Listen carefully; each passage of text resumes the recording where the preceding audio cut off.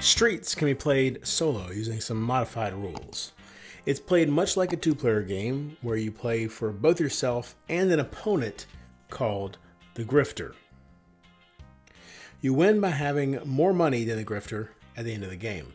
To set up the solo game, you'll set it up for a two-player game with a few changes. The Grifter has a hand of 3 buildings drawn from the deck. These are placed in a pile face down nearby. These are the buildings the Grifter will play in their final 3 turns and are called the Grifter in-game stack. The player chooses 5 ownership signs of the same color as normal, and the Grifter gets all other signs in the game as they have an unlimited supply of ownership signs. To adjust the difficulty, the Grifter will start with 0 money for easy mode, $20 for normal mode, and $50 for hard mode. After setting everything else up, turn the stack face up. Until the final 3 turns of the game, the Grifter will play buildings directly from the stack. Players should also keep the solo mode reference nearby. It'll be very useful for playing the first few times at least. While playing solo mode, keep in mind that all rules that apply to a player also apply to the Grifter. In the solo game, building a building works exactly like it does for multiplayer.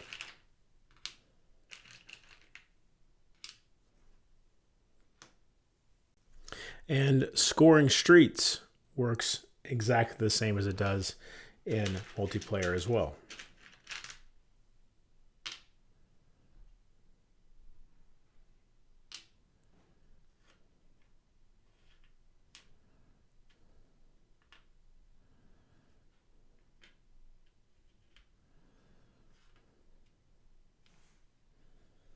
However, the build a building for the Grifter step is where the solo game is going to differ.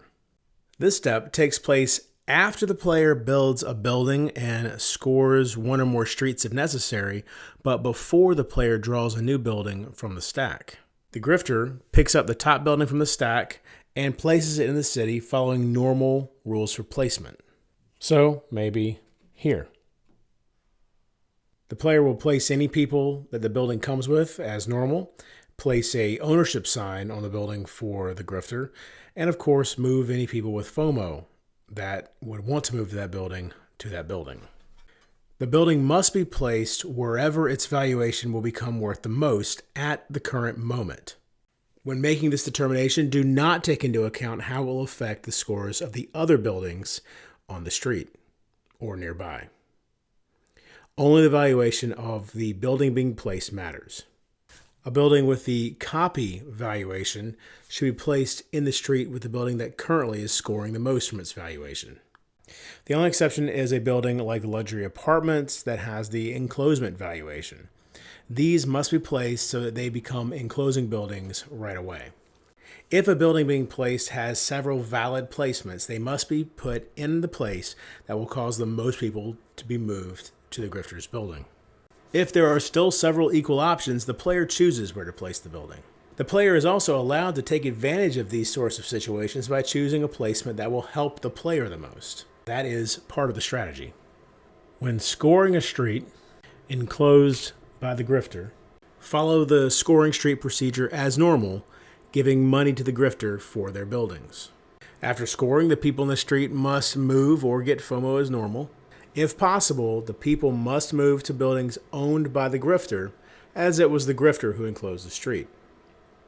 If there are several Grifter buildings of the same color available, the player may split them up between them as they see fit.